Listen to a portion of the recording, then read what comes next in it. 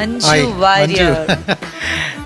ഞങ്ങളുടെ ഒരു സിനിമ ഏതാണ്, സ്വപ്നലോകത്ത് ബാലഭാസ്കർ ഏതോ സിനിമ ചെന്നൈയിൽ വർക്ക് നടക്കുകയാണ്. ഇപ്പം നെക്സ്റ്റ് സിനിമ ദില്ലിവാല രാജകുമാരനാണ്. അപ്പോൾ എഡിറ്റർ ജി മുരളിയാണ് എൻ്റെ കൂടെ എഡിറ്റ് ചെയ്യുന്നത്. അപ്പോൾ നായിക ദില്ലിവാലയുടെ നായികയെ ഫിക്സ് ചെയ്തിട്ടില്ല. അപ്പോൾ മുരളിയേട്ടൻ പറഞ്ഞു, ഞാനിപ്പോൾ ഒരു സിനിമ എഡിറ്റ് ചെയ്ത് റിലീസാവാൻ പോവുകയാണ്. സല്ലാപം എന്നാണ് സിനിമയുടെ പേര്. വരുന്ന വെള്ളിയാഴ്ച റിലീസാണ്, അതൊന്ന് ഇറങ്ങിയിട്ട് നമുക്ക് നോക്കാം എന്ന് പറഞ്ഞു. ഞാൻ ചോദിച്ചാൽ അതെന്താ അങ്ങനെ പറയാൻ കാര്യം? അതിലൊരു പുതിയ കുട്ടിയാണ്, അസലായിട്ട് അഭിനയിച്ചിട്ടുണ്ട്, ജസ്റ്റ് തിയേറ്റർ റിസൾട്ട് കൊണ്ട് നോക്കാം. അപ്പോൾ ഞങ്ങൾ ചെന്നൈയിൽ തന്നെ ഉണ്ട്. ഈ സല്ലാപം റിലീസ് ചെയ്ത് ഫസ്റ്റ് ഡേ തന്നെ റിപ്പോർട്ട് അങ്ങ് വന്നു. ഗംഭീര സിനിമയാണ്, നല്ല പേരാണ്, ഹീറോയിൻ ഉഗ്രനാണ്. മുരളിയേട്ടൻ സല്ലാപത്തിൻ്റെ ഒരു റീൽ എടുത്തുകൊണ്ടെന്ന് ഞങ്ങളുടെ സ്റ്റുഡിയോയിലിട്ട് കാണിച്ചു. കണ്ടപ്പോൾ എനിക്ക് ഒത്തിരി ഇഷ്ടപ്പെട്ടു. അങ്ങനെ വിളിച്ച് ആക്ച്വലി ബുക്ക് ചെയ്യുന്ന രണ്ടാമത്തെ സിനിമ ദില്ലിവാല രാജകുമാരനാണ്.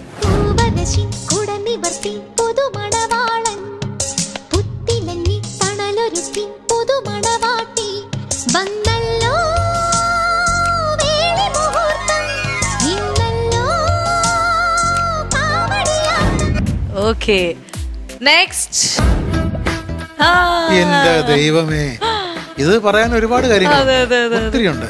ഇപ്പൊ എന്റെ കഴിഞ്ഞ സിനിമയിലും പ്രധാന റോളിലാണ് ചെയ്തിരുന്നത്. സത്യത്തിൽ ഇപ്പോൾ ഇന്ദ്രൻസ് അത്യാവശ്യം നല്ല പ്രതിഫലം വാങ്ങുന്ന സമയമാണ്. മാസത്തിൽ ഒരിക്കലും ഒരു കോൾ ചെയ്തിട്ട് പറയും, സാർ ഇങ്ങനെ ഇരുന്നാൽ മതി, നമുക്കൊരു പടം ചെയ്യണ്ടേ, പെട്ടെന്ന് വേണം സാർ, ഇങ്ങനെ ഇരുന്നിട്ട് കാര്യമില്ല എന്നൊക്കെ പറയുന്ന ഒരാളാണ്. സിനിമയിലൊന്നും ആരും അങ്ങനെ വിളിച്ച് പറയാറില്ല. അപ്പോൾ എൻ്റെ പ്രോജക്റ്റ് ആയപ്പോൾ ഞാൻ വിളിച്ചിട്ട് പറഞ്ഞ്, എൻ്റെ സിനിമയുണ്ട്, കഥയൊക്കെ സാറിൻ്റെ കഥ എപ്പോഴും നല്ലത് തന്നെ ആയിരിക്കും, അല്ല ഒന്ന് കേൾക്കണ്ടേന്ന് ചോദിച്ചു. അപ്പോൾ വലിയ താരമല്ലേ എന്ന് ഞാൻ പറഞ്ഞു. സാർ അങ്ങനെയൊന്നും ഇല്ല, ഇതൊക്കെ എൻ്റെ തലയിൽ ഇങ്ങനെ എഴുതിയിരിക്കുന്നു, ഞാനിങ്ങനെ അങ്ങ് സഞ്ചരിക്കുന്നു, അത്രയേ ഉള്ളൂ. ഞാൻ പറഞ്ഞു എങ്കിലും നമുക്കൊന്ന് കാണാം എന്ന് പറഞ്ഞ് വിളിപ്പിച്ച് കഥ പറഞ്ഞപ്പോൾ ഒത്തിരി ഇഷ്ടപ്പെട്ടു. പൈസ പറയാൻ പറഞ്ഞു പൈസ ഞാൻ പറയത്തില്ല, സാർ എന്തെങ്കിലും ചെയ്താൽ മതി, എനിക്ക് പൈസ വേണമെന്ന് പോലും ഇല്ല, അതേ അർത്ഥത്തിലാണ് പറഞ്ഞു. സാർ എന്തെങ്കിലും ചെയ്താൽ മതി, അല്ലെങ്കിലും കുഴപ്പമില്ല എന്ന് പറഞ്ഞു. ഞാൻ ഒരു പ്രൈവറ്റ് ലിമിറ്റഡ് കമ്പനിയാണ് സിനിമ നിർമ്മിച്ചത്. അപ്പോൾ കമ്പനിയുടെ MD ഞാൻ തന്നെയാണ്. അപ്പോൾ ചെക്കൊക്കെ ഒപ്പിടുന്നതൊക്കെ എല്ലാം ഞാനാണ്. അപ്പോൾ ആദ്യ ലീഫ് അദ്ദേഹത്തിന് അഡ്വാൻസ് കൊടുക്കാൻ വേണ്ടി എഴുതണം, അതാണ് എൻ്റെ ആഗ്രഹം. ഞാൻ വിളിച്ച് പറഞ്ഞ്, എങ്ങനെയാണ് ചെക്ക് ഇപ്പം എഴുതേണ്ടത്? ചെക്കോ? ഞാൻ പറയാം അതെ അഡ്വാൻസ്. സാർ അഡ്വാൻസ് ഒക്കെ പിന്നെ മതി, ഞാൻ ഡേറ്റ് കൺഫേം ചെയ്തിട്ടുണ്ട്. ഞാൻ പറയാം അതല്ല, ആദ്യ ലീഫ് ഇന്ദ്രൻസിന് എഴുതണം, അതിന് വേണ്ടിയാണ്. അയ്യോ അങ്ങനെയൊന്നും വേണ്ടായിരുന്നു. സാറിന് മഹേന്ദ്രൻ അങ്ങോട്ട് വിളിക്കാം, അത് മകനാണ് ഇപ്പോൾ ഡേറ്റ് എല്ലാം നോക്കുന്നത്. മഹേന്ദ്രൻ എന്നെ വിളിച്ചിട്ട് പറഞ്ഞു, അച്ഛൻ പറഞ്ഞ് ഇങ്ങനെ സാറ് ചെക്ക് എഴുതാൻ പോകണമെന്നൊക്കെ പറഞ്ഞ്, അതൊന്നും വേണമെന്നില്ല. ഞാൻ പറഞ്ഞു അത് പറയരുത്, എങ്ങനെയാണ് GST എങ്ങനെയാണ് കാര്യങ്ങൾ മാത്രം ഇങ്ങോട്ട് പറഞ്ഞാൽ മതി. പിന്നെ അദ്ദേഹം പറഞ്ഞു GST ഇത്രയാണ് എന്നൊക്കെ പറഞ്ഞ് ചെക്ക് എഴുതി ആദ്യത്തെ ലീഫ് കൊടുത്തയച്ചു. അതാണ് ബന്ധം. എപ്പോഴും വിളിച്ച് വല്ലാത്തൊരു സ്നേഹബന്ധം ഉണ്ടല്ലോ ഈ വേദിയിൽ തന്നെ. ഒരുപാട് പ്രാവശ്യം പറഞ്ഞു സാർ, ഒരുപാട് പറയേണ്ടി വരും, കാരണം അത്രയും ഇഷ്ടമാണ് എനിക്ക്. നടൻ എന്നുള്ള നിലയ്ക്കും ഒരു വ്യക്തി എന്നുള്ള നിലയ്ക്ക് അതിനേക്കാൾ കൂടുതൽ.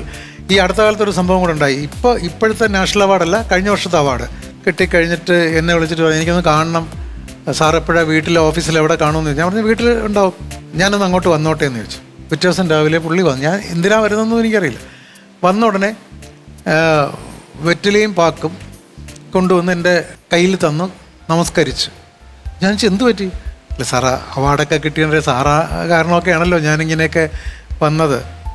ഞാൻ ആ വെറ്റിലയും പാക്കും അവിടെ വെച്ചു. വീട്ടിൽ നിന്ന് ഇല്ലാതെ ചായ ഇട്ടുകൊണ്ട് വന്നു, ചായ കൊടുത്തു.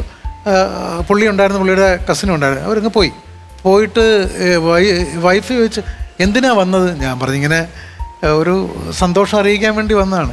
അല്ല ആ വെറ്റിലയും പാക്കും ഇരിക്കുന്നിടത്തൊരു ബോക്സ് ഇരിപ്പുണ്ടല്ലോ എന്ന് പറഞ്ഞു. ഞാൻ പറഞ്ഞു ബോക്സോ? അതിൻ്റെ കൂടെ ഇരിപ്പുണ്ടല്ലോ. ഞാൻ പോയി എടുത്ത് തുറന്നു നോക്കിയപ്പോൾ 1 പവൻ്റെ ഒരു കോയിൻ. എനിക്ക് സിനിമയിൽ കിട്ടുന്ന ആദ്യത്തെ സമ്മാനമാണ്, തുറന്നു പറയാം. അതിനേക്കാളും ഒരുപാടൊക്കെ ചെയ്തു കൊടുത്ത ഒരുപാട് പേര് സിനിമയിലുണ്ട്. ഒരു പേന പോലും സമ്മാനമായിട്ട് എനിക്ക് കിട്ടിയിട്ടില്ല. എനിക്ക് കിട്ടുന്ന ആദ്യം ഞാൻ ഒട്ടനെ വിളിച്ചു തന്നെ, എനിക്ക് കണ്ണൊക്കെ നിറഞ്ഞ് ഞാൻ വല്ലാണ്ടായി. ഞാൻ അപ്പം തന്നെ വിളിച്ചു, ഞാൻ എന്ത് സാറിന് അതൊന്നും തന്നാലൊന്നും ആവില്ല, ഞാൻ എൻ്റെ മനസ്സ് അവിടെ ഒന്ന് തുറന്നു, അത്രേ ഉള്ളൂ, അതവിടെ ഇരിക്കട്ടെ എന്ന് പറഞ്ഞു. അങ്ങനെയൊക്കെയുള്ള ആളാണ് നിൽക്കുന്നത്.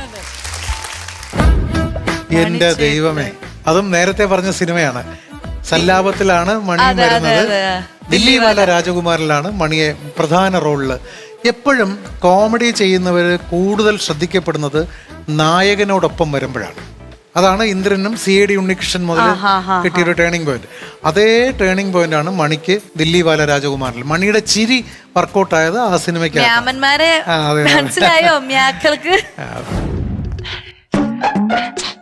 മാമന്മാരെ മനസ്സിലായ മക്കളെ? ഇങ്ങനെ ചോദിച്ചാൽ കുട്ടികൾക്ക് മനസ്സിലാവില്ല. നമ്പൂരി ഭാഷ ചോദിക്കണം. എങ്കിൽ എഴുന്നള്ളിക്ക്. മ്യാമന്മാരെ മനസ്സിലായ മ്യാക്കൾക്ക് ശവം മാറി.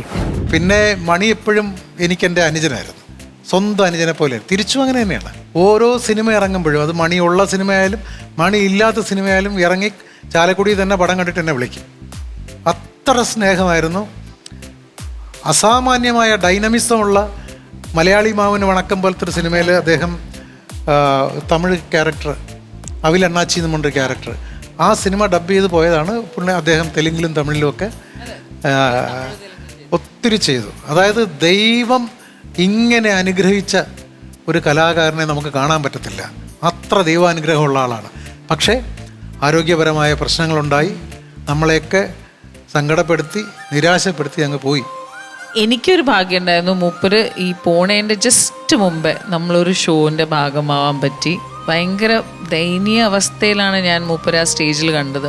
ഈ മണിച്ചേട്ടൻ്റെ ഫേസേ അല്ല അന്ന് കണ്ടത്.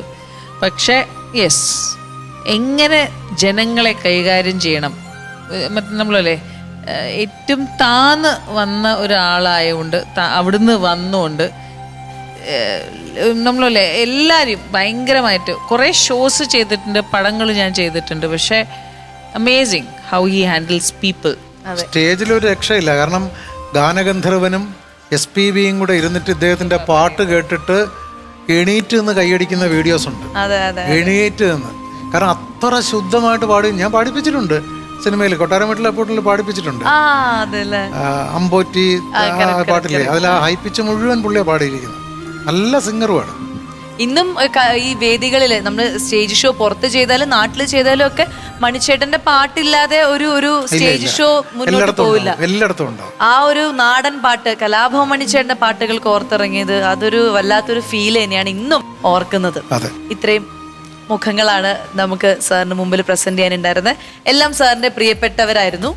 എല്ലാവരെ കുറിച്ചും നല്ല നല്ല ഓർമ്മകൾ നമ്മുടെ പ്രേക്ഷകർക്ക് സമ്മാനിച്ചു. Thank you so much.